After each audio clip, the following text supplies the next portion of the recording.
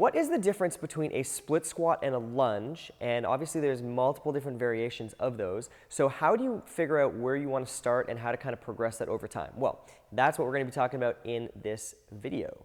So the main difference between a split squat and a lunge is that in a split squat, your feet are actually in the same place the entire time, whereas in a lunge, your feet are actually moving, so it's more like you're taking a stride or a step. So if we just back up a little bit, I will demo this. So in a split squat, right, this is going to be the easiest of these type of lunge or split variations because I have less variables and I can have a little bit more stability.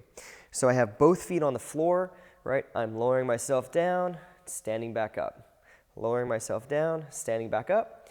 When I do one side, I'm going to take a little bit of a rest and then go back in and do the other side. You want to take a little bit of a rest between sides because even though one leg wasn't working that much, just the core stability and balance aspect, your body was working really hard, so take a little rest and reset in between. So our key points on a split squat are going to be number one, the front leg is doing the majority of the work. So you don't want that back leg to pull you back up. You want that front leg to push you up. Okay? Number two, you want to have both feet pointing straight ahead and you want to have your hips pointing straight. Sometimes that back leg and the back hip want to rotate open and just don't do that. Keep everything lined up in the direction that you're facing. Okay? Otherwise, we're trying to have good balance within our feet. So between my big toe, little toe, and heel, I have pretty even weight, and I'm actively pressing down. And then the last thing, I'm just trying to keep my torso in a nice neutral, fairly upright position. So something like this versus kind of getting pulled forward into a compromised position at the bottom. And those same themes are going to be the same throughout all the split squats and all the lunges that we do. Once you have kind of mastered that, what you can start to look at is something like a reverse lunge, for example, where you're going to start with your feet together, but your lead leg doesn't move. So you're just stepping back, lowering down, and then pulling yourself back up with that front leg, right? Right? So that type of thing.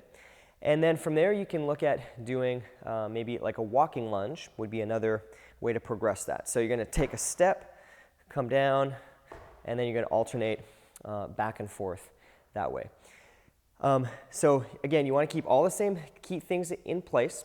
And when you're doing a lunge, you just want to make sure that you start slow enough that you're maintaining good balance and foot contact each time. So it's something, because it's more dynamic and you're taking strides and your feet are moving, you want to make sure that I'm not wobbly and I start going down. If I'm doing a walking lunge, I want to step, plant, make sure I have good stability, then I can go down, finish, and so on. As you get more proficient in that, you can make it a little bit more fluid, but at the start, I would recommend doing it a little bit in a robotic fashion, where you're just planting the feet and taking your time to make sure you have great stability within that exercise. Then, once you kind of progress that, you can add load. You can have a bar on your back. You can have some dumbbells. That would be a relatively easier way to do it. If you want more of a core challenge, you could hold a weight in front of you. That's going to be a little bit more difficult.